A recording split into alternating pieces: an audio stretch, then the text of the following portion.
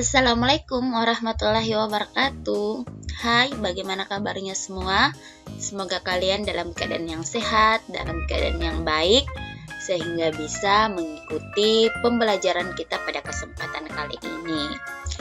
Di kesempatan kali ini, kita akan membahas materi yang ada pada kelas 6, tema 2, Persatuan dalam Perbedaan, subtema 1, Rukun dalam Perbedaan pada pembelajaran yang keempat. Silakan disimak dengan baik videonya, disimak sampai habis, semoga bisa dimengerti materinya. Ini adalah kompetensi dasar yang akan kita capai pada pembelajaran kita kali ini. Terdiri dari 2 muatan pelajaran, ada PPKN dan Bahasa Indonesia. Menjaga kerukunan di lingkungan tempat tinggal kita merupakan tugas setiap warga. Persatuan sangat dibutuhkan untuk mencapai tujuan. Segala perbedaan yang ada dikesampingkan untuk kepentingan bersama. Terkadang, perbedaan yang dimiliki oleh suatu kelompok dapat memperkaya keputusan yang diambil. Menjelang proklamasi kemerdekaan Indonesia, terdapat beberapa peristiwa penting yang perlu kita ketahui. Di antaranya sebagai berikut. Tanggal 19 Agustus 1945, Insinyur Soekarno, Muhammad Hatta, dan Dr. Rajiman Widyodiningrat pergi ke Dalat Saigon untuk bertemu dengan Marsikal Terauchi, Panglima Besar Tentara Jepang di Asia Tenggara.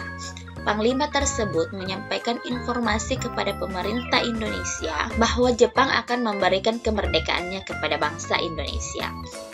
Saat itu, tentara Jepang sedang terdesak oleh tentara sekutu. Beberapa wilayah Jepang dijatuhi bom atom oleh tentara musuh. Untuk menarik simpati rakyat Indonesia, Jepang memutuskan untuk menghadiahkan kemerdekaan.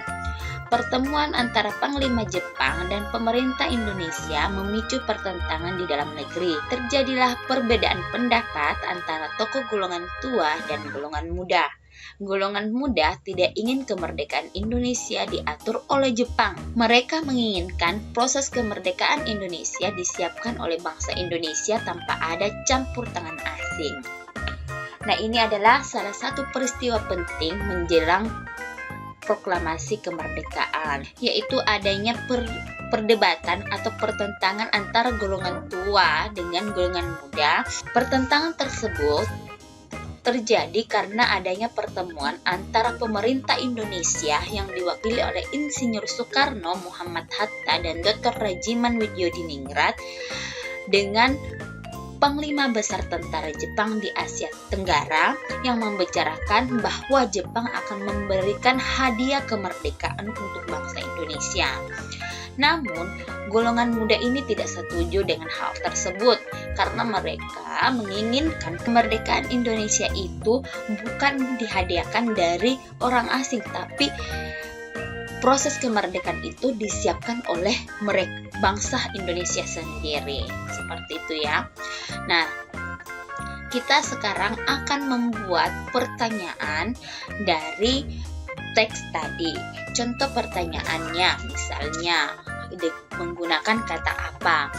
Apa informasi yang disampaikan Panglima Besar Tentara Jepang kepada pemerintah Indonesia? Jawabannya misalnya, Panglima Besar Tentara Jepang menyampaikan informasi bahwa Jepang akan memberikan kemerdekaan kepada bangsa Indonesia. Kata yang mengapa? Mengapa terjadi perbedaan pendapat antara golongan tua dan golongan muda? Ya, karena adanya pertemuan antara Panglima Besar Tentara Jepang dan pemerintah Indonesia. Kemudian, siapa sajakah yang menemui Panglima Besar Tentara Jepang?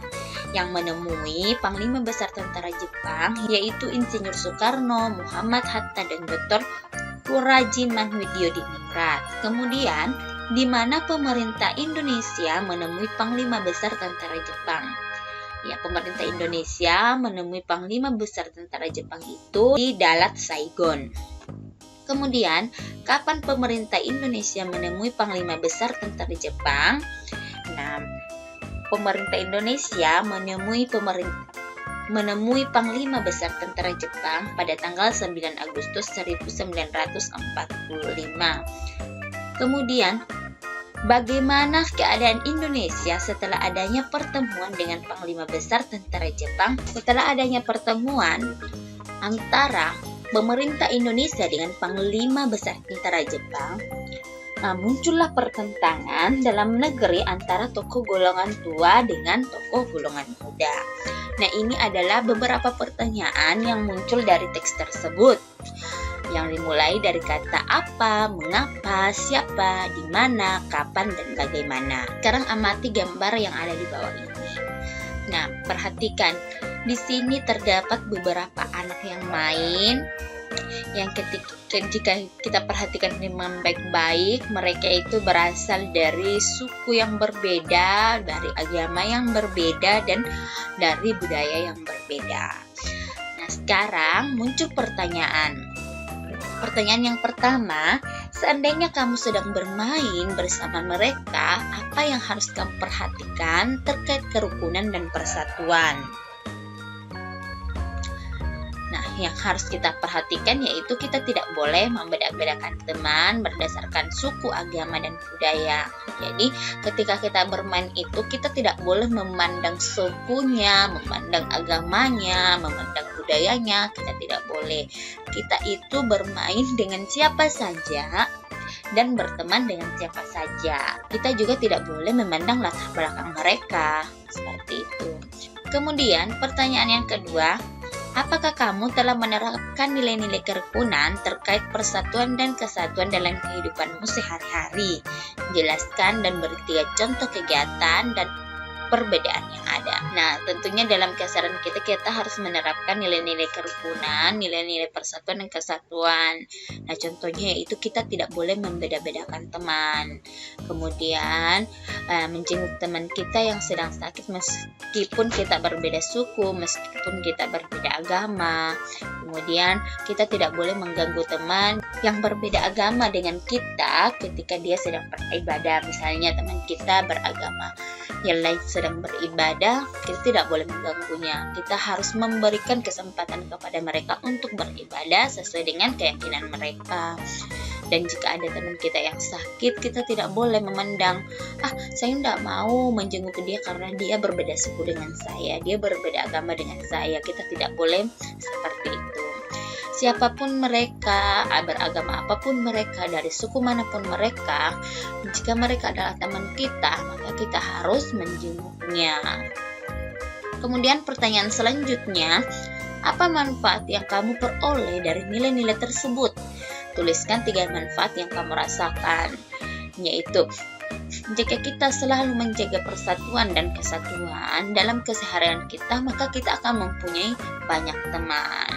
Nah, kita juga akan bisa bekerja sama dan saling menolong-menolong dengan siapapun karena kita tidak mempunyai musuh, seperti itu.